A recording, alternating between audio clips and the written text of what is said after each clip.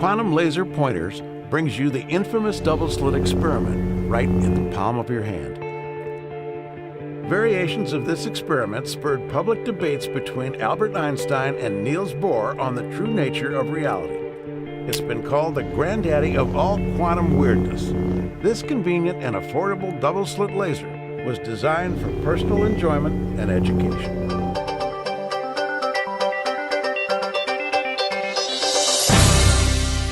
QuantumLaserPointers.com.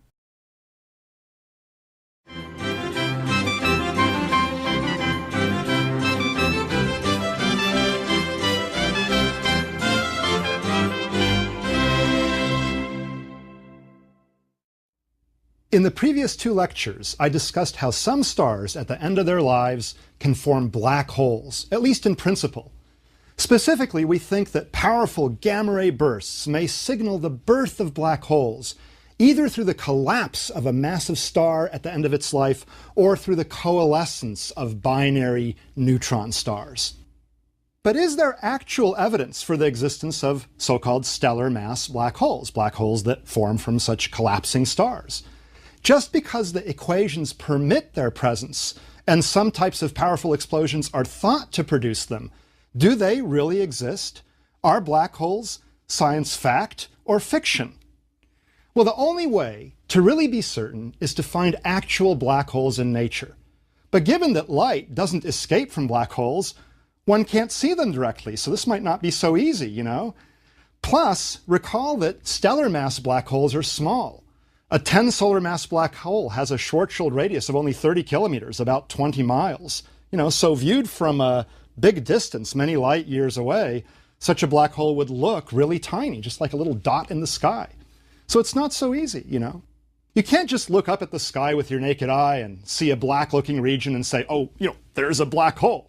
It might just be a place that's devoid of bright stars after all. No, you have to use more sophisticated techniques. Now, remember how my supernova search team finds exploding stars? Well, we can apply the same principle here.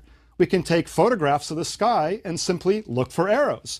Look at that. There's a black hole, there's a black hole, there's another black hole, there's another black hole. Hey, it sounds really easy, right? Well, if it were that easy, we wouldn't give degrees for this kind of work. Here's a related cartoon by Sidney Harris. It's black and it looks like a hole. I'd say it's a black hole.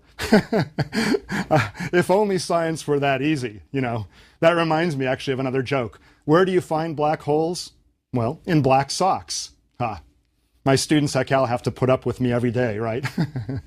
Anyway, apparently black holes can also be found in some animals. Look at this, They're not spots, they're holes, this pig says. Kind of cute.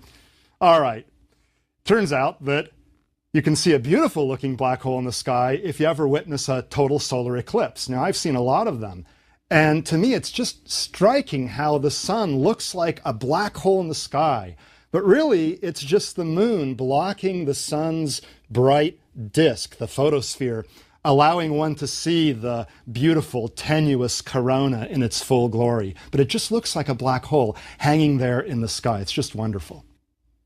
Okay, well, we can detect black holes through their gravitational influence on other objects. In particular, black holes can be found in binary star systems with another star. They're gravitationally bound together, and they can betray their presence in the motion that they induce in the other star. So let's first consider a normal binary star with no black hole. Here are the two stars. They're orbiting one another. That is, they're orbiting their common center of mass. The blue star is 3.6 times as massive as the red star here, and they orbit one another. They both move. Now, these two stars might appear to be only one, even through a telescope, because they're so close together physically, and they're so far away that they simply merge together, even when viewed through a telescope. But if you pass the light of the combined light of these two stars through a prism, spread it out into a spectrum, you can see absorption lines, and in fact, you can see that there are actually two sets of absorption lines. In the spectrum that you see at the bottom, you can see the two sets of absorption lines produced by chemical elements in the atmospheres of the two individual stars. This is called a spectroscopic binary. The two sets of lines shift back and forth as the stars orbit their common center of mass, and this is due to the Doppler effect. When one star approaches, its lines are shifted to shorter or bluer wavelengths because the waves of light are squished together.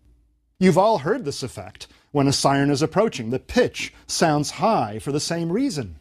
The waves are squished together, so their frequency is higher, their wavelength is shorter, so they sounds like a higher pitch. Now, when the star recedes, its lines are shifted to longer, redder wavelengths because the waves are spread apart. Again, this is familiar with sound. The pitch of a receding siren sounds lower than when the siren is at rest. Now, if you hear a siren going ee-ah, ee-ah, ee-ah, it doesn't mean that the driver can't make up his or her mind which way to go. It just means that the siren itself has a non-constant pitch. But as it's passing by, you can hear the high-pitched ee-ahs go to low-pitched ee-ahs, like that. Well, anyway, I'm not a very musically talented guy. So let's go back to the animation. Notice that the two sets of lines behave in opposite ways. When one set is blue shifted, the other set is red shifted. The two stars are moving in opposite directions. They shift back and forth as the stars orbit one another. If you increase the orbital speed, the blue shifts and red shifts get larger. The stars are shifted more. Their spectra are shifted more because of the greater speeds. But for a given separation between the stars, higher speeds mean larger masses. There's more gravity pulling on the stars, making them move fast. So by measuring the blue shifts and red shifts, as well as the orbital period, you can derive the masses of the stars, assuming you know the inclination of the system to the line of sight. Now, it's important to know the inclination because you need to know whether the measured radial velocity represents the total speed with which the stars are orbiting one another or only part of the speed. Let me illustrate. If I have two balls here and they're orbiting one another like this, and they're orbiting along your line of sight, that is, the orbital plane is along your line of sight, then the velocity you measure, the radial velocity, is in fact the full velocity. All right, it's the whole thing. Blue shifted, red shifted, blue shifted, red shifted for the case of the yellow star. But suppose now they're orbiting along some angle to your line of sight. Then only part of the velocity is the radial component, the radial velocity. That's not the full velocity of the star. In fact, if they were orbiting in the plane of the sky, and I can't do that, I can't go through my hand, you wouldn't see any radial velocity at all because there'd be no component that's toward you or away from you. So simply measuring the speed doesn't tell you the full amount. It only tells you the radial component. So you need to know the inclination. And this means that when you measure double stars like this, if you don't know their inclination, you can only get estimates of the minimum masses of the stars because you only know part of the total velocity. Now suppose you look at the binary star and one of them is actually a black hole. Let's suppose the blue one here is actually a black hole. Then in fact you will see only a single set of absorption lines going back and forth, not two sets of absorption lines. But you know there's another object present there. There's got to be. Otherwise, the visible star wouldn't be in an orbit. Its lines wouldn't be going back and forth, Newton's first law of motion is that an object continues in its state of uniform motion unless it's acted upon by an external force. So something's acting upon the star, but you don't see it. There's nothing present. Well, maybe it's a normal but faint star, or maybe it's a black hole. Now, if you measure the orbital speed and period of the visible star, it is sometimes possible to determine the mass of the invisible object from Newton's laws of motion and gravitation. The catch is that you need to know the mass of the visible star from its observed properties. If you don't know the mass of the visible star, then in fact you can't figure out the mass of the invisible object. Also, again, you only get a minimum mass in general because you don't know the orbital inclination of the system. If the orbit is edge-on, then the minimum mass is the actual mass. If the orbit is inclined, then in fact the minimum mass is not the actual mass. Okay, so suppose you figured out that the invisible object has a mass that exceeds 3 solar masses, and yet it's not there, it's not visible. It's probably a black hole. A normal star in excess of 3 solar masses should be very bright, indeed often outshining the visible star. Yet you don't see it. And as I explained in lecture 2, we don't think that neutron stars can have masses that exceed 3 solar masses, 3 times the mass of the sun. Oppenheimer and his colleagues show that they gravitationally collapse. And white dwarfs, in fact, max out at about 1.5 solar masses, 1.4, 1.5, something like that. At that point, they have to collapse or explode. So something that exceeds 3 solar masses yet is invisible is a good black hole candidate. Now, the skeptic could say that it's not necessarily a black hole, since it could be 2 neutron stars bound together. This indeed is a valid argument, right? But suppose the mass is more than 5 or 7 or 10 solar masses. Then the case for a black hole becomes even stronger, right? It's harder to squish a bunch of neutron stars in a tiny little volume, all right? Well, you know, where do we look? We can't monitor all the stars in the sky. Look at that. There's the Milky Way galaxy. There are millions of stars. We don't have enough telescope time to monitor all of these stars and look for these radial velocities. We need a clue. That clue is provided by X-rays. Now recall the electromagnetic spectrum. X-rays are a little bit longer wavelength, a little bit lower energy than gamma rays, and somewhat smaller wavelength, higher energy than ultraviolet light. We've had a bunch of X-ray observatories over the years. Most recently, in the past decade, the Chandra X-ray Observatory has provided a lot of really great data. It's been one of our best X-ray satellites. Now, a black hole or a neutron star can sometimes steal material from a closely orbiting companion star, producing X-rays from what's called an accretion disk of material. And those X-rays alert us to the system. Normal stars don't generally produce a lot of X-ray emission, you know, and accretion onto a white dwarf generally produces ultraviolet light, not X-rays. So here's an artist's animation of one of these X-ray binaries where a compact object, a neutron star or a black hole, is accreting, stealing material from its companion. And that material heats up and glows as it goes toward the black hole, and it glows more and more at higher and higher energies, ending as X-rays very near the black hole. This picture always reminds me of this sort of heart of darkness. The heart of the accretion disk is this black hole surrounded by all this glowing light. So, you know, this situation for some reason reminds me of Joseph Conrad's 1902 masterpiece, Heart of Darkness, though the context is obviously completely different. Cygnus X1 is one such X-ray source discovered in the mid-1960s, and it turned out to be especially interesting. A counterpart was found at optical wavelengths, and it turned out to be a bright, massive star, perhaps 30 or 33 times the mass of the sun. Here it is, marked with an arrow. Well, spectroscopic studies in 1971 of that visible star revealed that it's orbiting something. It's orbiting something invisible. And the likely mass of that invisible object was at least 7 solar masses. This comfortably exceeds the 3 solar mass limit of a neutron star, and that object wasn't really visible. 2 independent teams found this effect, that the visible star is orbiting something that's invisible, but whose mass exceeds 7 solar masses. But for a long time, there was a lot of uncertainty as to what the actual mass of the invisible object really is. Estimates range between 7 and 25 solar masses. It's now known to be 8.7 plus or minus 0.8 solar masses. But for a long time, there was a lot of uncertainty because the conclusions depended much on the assumptions. You know, the visible star is very luminous, it's very massive, but we don't know exactly how massive it is. It's interacting with a black hole, perhaps, so you know, its properties could be affected. The problem is when you have a massive visible star, it complicates the analysis of the invisible star. So many people doubted for quite a while that Cygnus X1 was really a black hole. In fact, there was an informal bet between Stephen Hawking of Cambridge University and Kip Thorne of Caltech regarding whether Cygnus X1 really is a black hole or not. It turns out Hawking, who had spent his career working on black holes, actually bet against Cygnus X1 being a black hole, even though he actually thought it was. But he bet against it sort of as an insurance policy.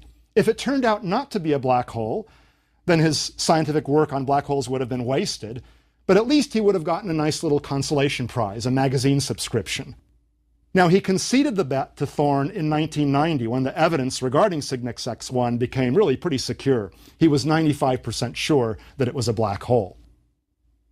A more unambiguous case of black holes can be found when you have a low-mass visible star in orbit around the black hole. If it's a low-mass star, not 30 solar masses, but less than 1 solar mass, then it turns out that the mass of the visible star is nearly irrelevant. You know, is it half a solar mass, 1 solar mass, 0.8? Doesn't really matter, doesn't complicate the analysis. Because when the visible star has a low mass, it turns out that the equation for the minimum mass of the invisible object, the presumably more massive object, is just the cube of the orbital speed multiplied by the orbital period divided by 2 pi and Newton's gravitational constant g. So you just need to measure the maximum radial velocity v and the orbital period p. Plug it into the formula, you get the mass m, or at least the minimum mass. Well, how do you find such systems of a low-mass star in orbit around a potential black hole? You scan the skies at X-ray wavelengths and look for stars that undergo a giant burst in X-rays. X-ray novae, they're called. A nova is a new star, nova stella. But not really. It's an old star. It just brightened in the X-rays. These systems are thought to be binaries where one star is dumping material onto a compact, dense other star. Perhaps a black hole. You know, you see this accretion disk and it's orbiting something compact, emitting a lot of X-rays, could well be coming from a black hole. Now, if a blob of gas suddenly gets accreted onto the compact object from this disk, instabilities form in the disk, you know, producing blobs, then you get a burst of X-rays. It's like an apple falling and hitting the floor. A burst of energy is released. It's hard to measure, but, you know, when you have blobs falling near compact, massive stars, then there's a lot more energy than when an apple falls on your table. So you look for these bursting objects. They become bright at other wavelengths as well, like optical wavelengths, because the accretion disk becomes full of light that's being emitted from the whole thing. And, you know, it brightens all over the place at all wavelengths, and then it begins to fade. So you wait for it to fade, and when the light is largely from the donor star, then you can get a spectrum of that star. See whether it's going around something massive, figure out the mass, and determine whether it's likely to be a black hole. Now, my research team at Berkeley is interested in finding stellar mass black holes, so we eagerly await the discovery of X-ray novae of this sort. The first one that we studied in the mid-1990s was called GS2000 plus 25. It was discovered by the Japanese Ginga satellite. It became bright at all wavelengths because the accretion disk was glowing at all wavelengths, but it gradually faded. And we watched it fade, and then we took a photograph showing the star in quiescence. It was no longer bright because of the accretion disk. Now the light was dominated by the star itself. We used the mighty 10-meter Keck telescope, the first one of 2, on Mauna Kea volcano in Hawaii, took a series of spectra, and analyzed the results. Now the top spectrum shows the combined data from all of our spectra of this GS2000 plus 25. And you see, in addition to a big fat emission line due to hydrogen, you see a bunch of little narrow absorption lines. They resemble the absorption lines formed by the atmosphere of a normal star, as is shown in the bottom spectrum. By analyzing the individual spectra, you could see that they shift one to the other. The wavelengths shift. Now, these spectra look kind of noisy, but when you do a full analysis, you can tell that there's actual signal there. And we plotted the radial velocity curve, and here it is. What a thing of beauty. You can see that initially the visible star was moving away from us at about 520 kilometers per second. Then, a little over 4 hours later, it was moving toward us at 520 kilometers per second, a negative radial velocity. Then 4 hours later, away from us at 520 kilometers per second, and so on. This is a beautiful sinusoidal curve that describes circular motion. And when you analyze the period and the velocity, figure out the minimum mass, you find out that the star that it's orbiting, or the object that it's orbiting, has at least 5 times the mass of our sun. Possibly, we thought at that time, up to 14 times the mass of our sun. We now think it's more like 8 or 9. So the headline that came out was, UC astronomers observe black hole in the Milky Way. And the subheading is, it may be 14 times as dense as the sun. Well, they got it a bit wrong. What we meant was that it may be 14 times as massive as the sun. Okay, well, remember that you only get a minimum mass from these kinds of measurements. To get the true mass, you also need to know the inclination of the orbit. And you can do that by measuring the brightness of the visible star as a function of time. Here you can see such a plot. The star got brighter, fainter, brighter, fainter. And this is because the star is actually elongated. Material is being stolen from the star by the black hole, and it's also stretching the star. And if you look at the star in this configuration, the cross-sectional area is large, so it looks bright. But as it orbits, you will sometimes see the star in this configuration where the cross-sectional area is a bit smaller, and so the star looks fainter. And then in this configuration, the area looks bigger again.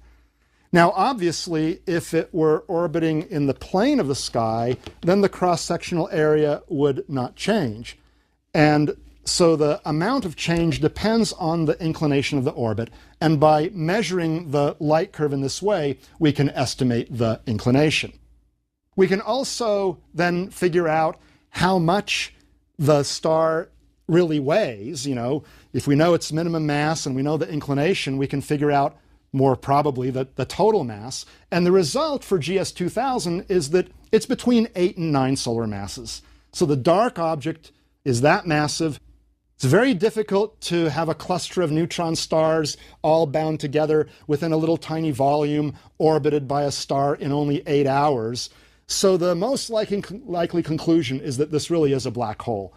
If there were a bunch of neutron stars within the volume of the orbiting star, they would quickly converge to form a black hole anyway. They would be gravitationally unstable. So, this is really cool.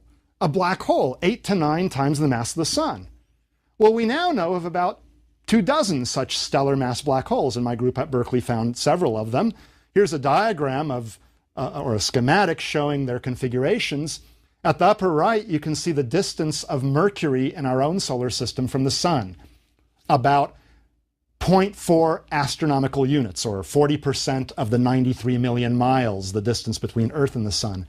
And you can see that these systems are basically, that same size, typical orbit of Mercury around the sun, and some are even smaller.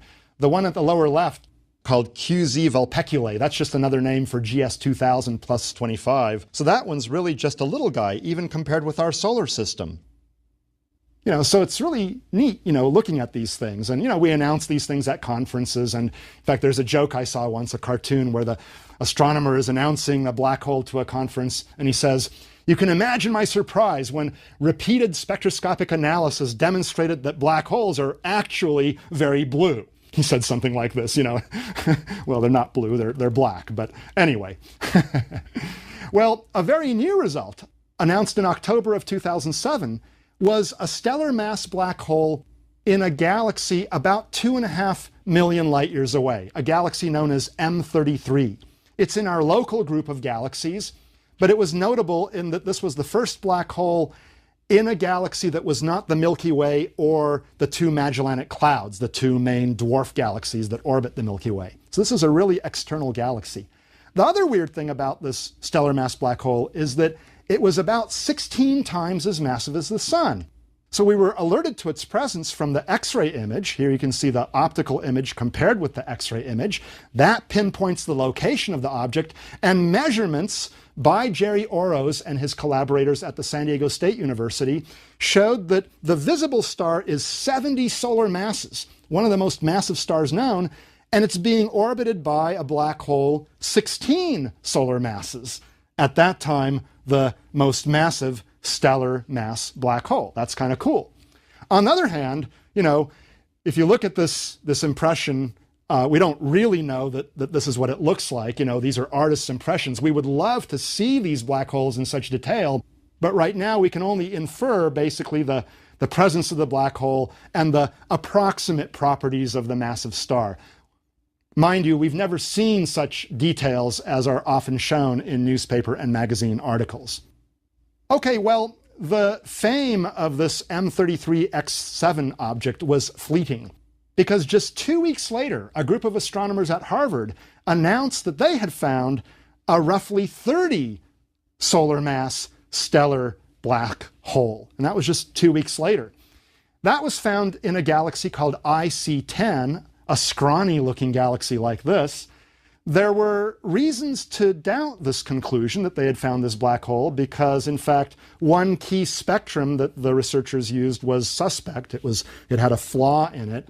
Moreover, the mass and orbital parameters were quite uncertain, even if correct. So my student, Jeff Silverman, and I used the mighty Keck 1 telescope again to get a series of optical spectra to refute the result, or, if it's correct, to confirm it.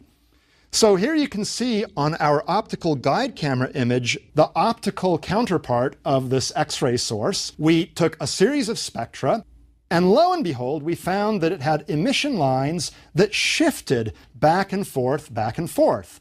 The visible star in this case is a weird kind of a star, 35 solar masses, we think, in mass, and it produces emission lines, not absorption lines, but the point is that they vary with time. You can see the position of the line varying. And the radial velocity curve we came up with showed an orbital period of 35 hours and a maximum radial velocity of 370 kilometers per second. The result? This is roughly a 30 solar mass black hole. The uncertainties are such that it could be between 23 and 34 solar masses, but basically the Harvard group was right. They didn't have very good data, but sometimes you're right, even without great data, and we confirmed them and greatly solidified the result. Well, you might ask though, all right, we've found these objects that look massive and they're black hole candidates, but is there really an event horizon present through which material passes never to be seen again? In contrast to, say, neutron stars where material goes whump, hits the surface of the star and begins to glow. Indeed, well, when we look at these X-ray binaries, those that have neutron stars seem to glow more brightly in quiescence, that is, not during an outburst, than those that we think have black holes. In other words, those that have a hard neutron star surface, the material hits that surface, releases a lot of energy, making it glow brightly.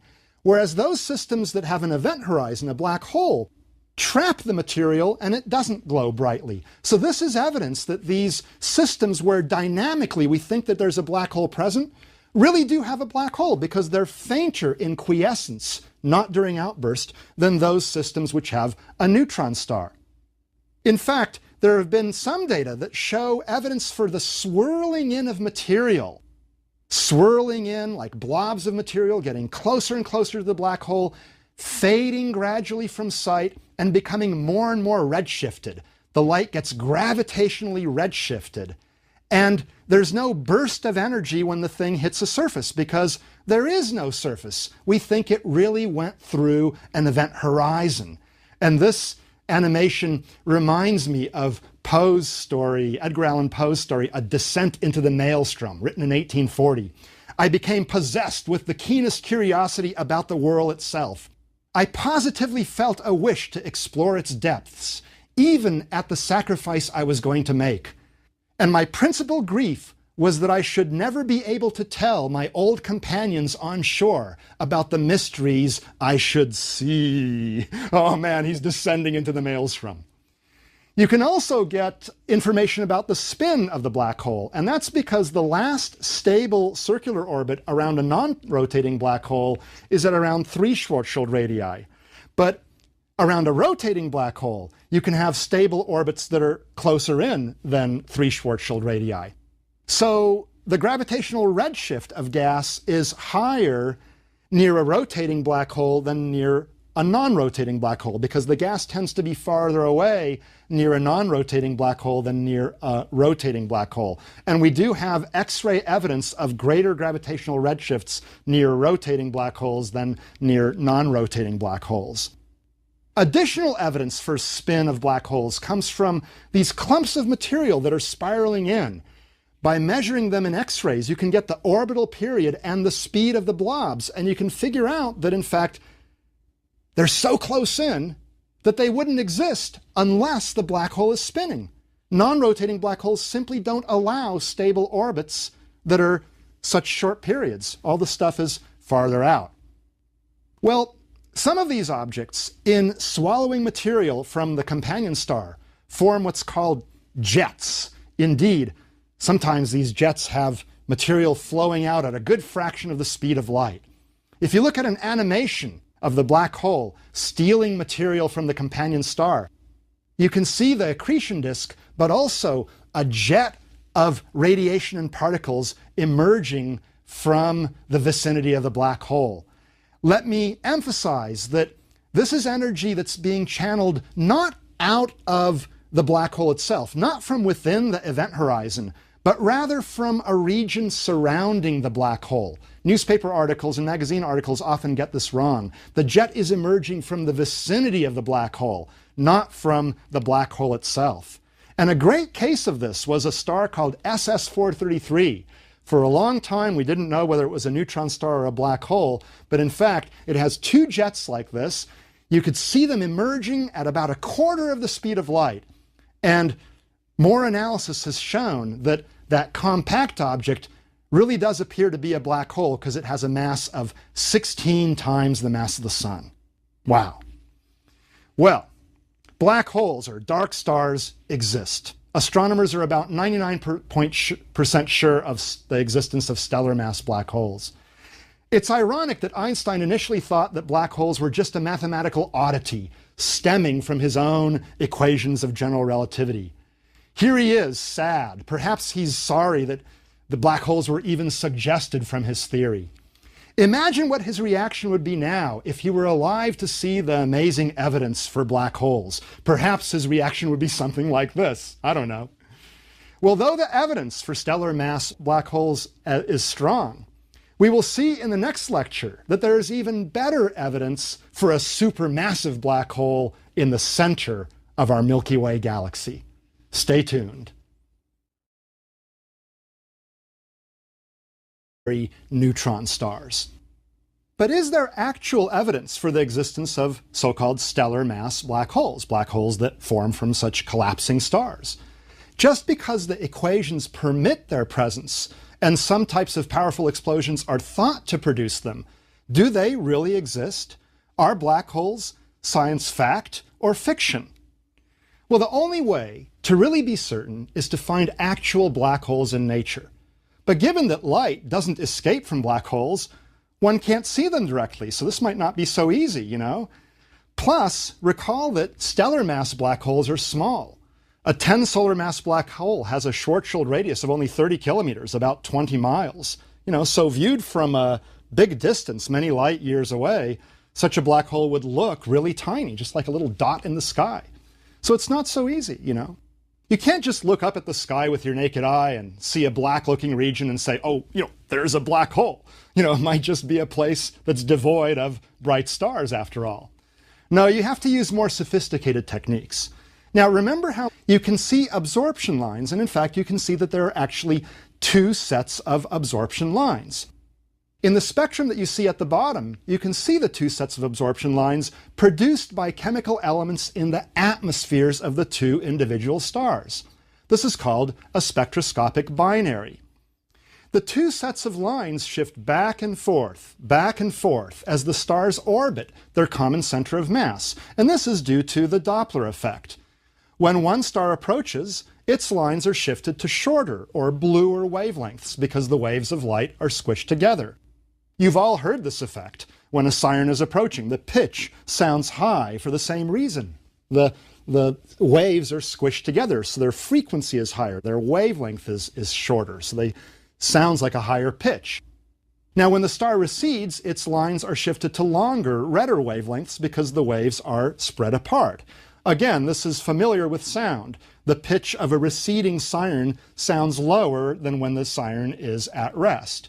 Now, if you hear a siren going ee-aw, ee-aw, ee-aw, the photosphere, allowing one to see the beautiful, tenuous corona in its full glory, but it just looks like a black hole hanging there in the sky. It's just wonderful. Okay, well, we can detect black holes through their gravitational influence on other objects. In particular, black holes can be found in binary star systems with another star. They're gravitationally bound together, and they can betray their presence in the motion that they induce in the other star. So let's first consider a normal binary star with no black hole. Here are the two stars. They're orbiting one another. That is, they're orbiting their common center of mass. The blue star is 3.6 times as massive as the red star here, and they orbit one another. They both move. Now, these two stars might appear to be only one, even through a telescope, because they're so close together physically, and they're so far away that they simply merge together, even when viewed through a telescope. But if you pass the light of the combined light of these two stars through a prism, spread it out into a spectrum, my supernova search team finds exploding stars. Well, we can apply the same principle here. We can take photographs of the sky and simply look for arrows. Look at that. There's a black hole, there's a black hole, there's another black hole, there's another black hole. Hey, it sounds really easy, right? Well, if it were that easy, we wouldn't give degrees for this kind of work. Here's a related cartoon by Sidney Harris. It's black and it looks like a hole. I'd say it's a black hole. If only science were that easy, That reminds me actually of another joke. Where do you find black holes? Well, in black socks. My students at Cal have to put up with me every day, right? Anyway, apparently black holes can also be found in some animals. Look at this, They're not spots, they're holes, this pig says. Kind of cute. All right. Turns out that you can see a beautiful looking black hole in the sky if you ever witness a total solar eclipse. Now, I've seen a lot of them. And to me, it's just striking how the sun looks like a black hole in the sky. But really, it's just the moon blocking the sun's bright disk. Quantum Laser Pointers brings you the infamous double-slit experiment right in the palm of your hand. Variations of this experiment spurred public debates between Albert Einstein and Niels Bohr on the true nature of reality. It's been called the granddaddy of all quantum weirdness. This convenient and affordable double-slit laser was designed for personal enjoyment and education.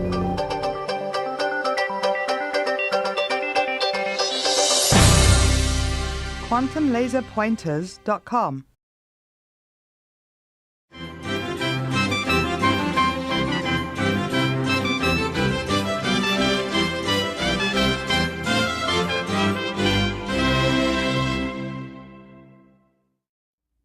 In the previous two lectures, I discussed how some stars at the end of their lives can form black holes, at least in principle.